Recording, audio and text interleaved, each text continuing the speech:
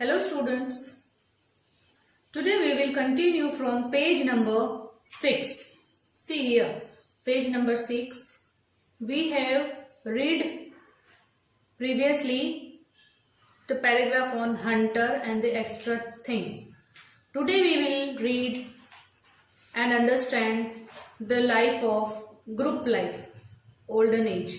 Okay, so now see, our topic is group life. Let's start. In comparison with wild animals like tiger, lion and elephant, human beings are physically weak. They have no sharp teeth, claws or horns. So the early human being lived in danger of attack from the wild animals. Means इंसान उस समय शारीरिक तौर पर कमजोर थे जानवरों की तुलना में, है ना। इंसानों के पास कोई तेज दांत, पंजे या सींग नहीं हुआ करते थे, इसीलिए इंसान जंगली जानवरों के हमलों के खतरे में रहता था। After that it was not safe for them to live और move alone, so they wandered in groups. The groups were small and the people helped each other. Means यहाँ पे उनके लिए अकेले रहना और बढ़ना बहुत मुश्किल था, इसीलिए वो ग्रुप में ही रहते थे और इधर उधर भटकते थे. ग्रुप्स छोटे थे और लोग एक दूसरे की मदद भी करते थे. समझे बच्चों? After that the top point we will go to the point tools and the weapon. Tools और वेपन, हथियार और औजार, है ना. The early man used sharp edge stone age his tool and weapons. His tools were crude and rough. These were made of bones, horns, wood और stone. मतलब हथियार और औजार जो अर्ली मैन यूज करते थे, वो लोग तेज धार वाले हथियार और औजार का यूज करते थे. उनके टूल्स बहुत कच्चे और खुरदरे होते थे.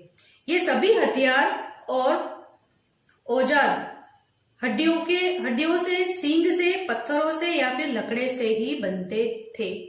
ठीक है. Flint was commonly used stone. It was a hard stone, grey in colour. It could be easily chopped or shaped, so it was often used to make knives, chopper, hand axes and flake implements. Later on, wooden sticks or rough handles were tied on this.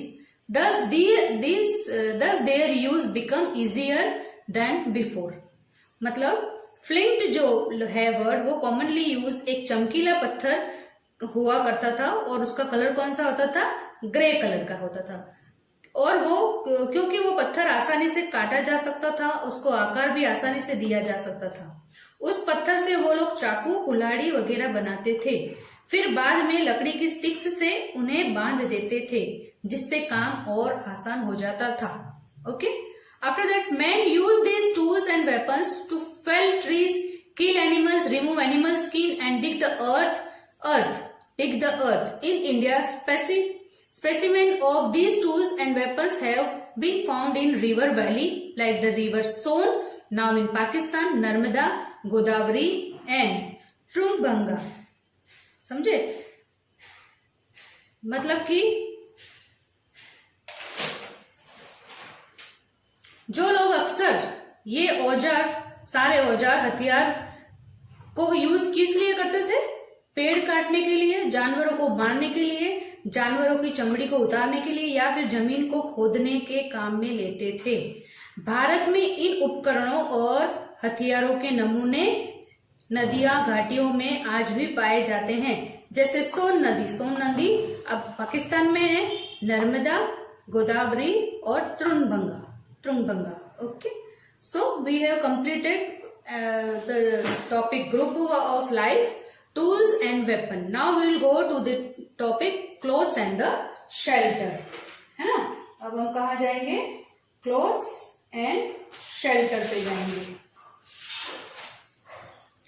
The primitive man had long hair on his body. To protect himself against rain or cold, he used the skin of the hunted animals on his clothing.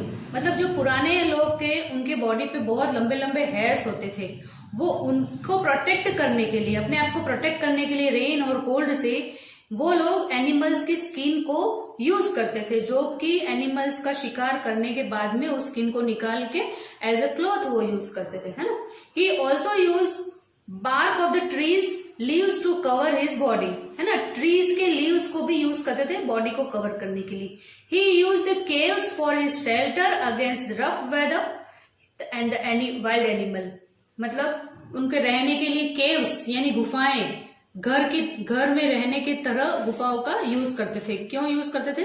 Wild animal से बचने के लिए और weather मौसम से बचने के लिए। Sometimes he hide himself behind the thick tree leaves. कभी कभी वो अपने आप को बड़े बड़े ट्रीज के जो थिक ट्रंक होते थे या पत्ते होते थे उससे उनको छुपाते थे जानवरों से। Now see the next topic is the discovery of fire. Fire, आग की खोज कैसे हुई वो, ये पूरा आप देखेंगे तो मेन पॉइंट इसको मैं मानती हूँ इस लेसन का कि आज की तारीख में जो हम फायर यूज करते हैं उसकी डिस्कवरी किसने की थी।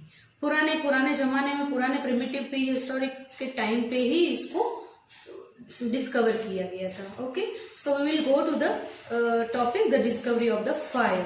Man is in the primitive age discovered fire by, we will go to the next page number 7. Fire by chance or good luck. This was a major discovery of the old stone age. समझ में आया आपको?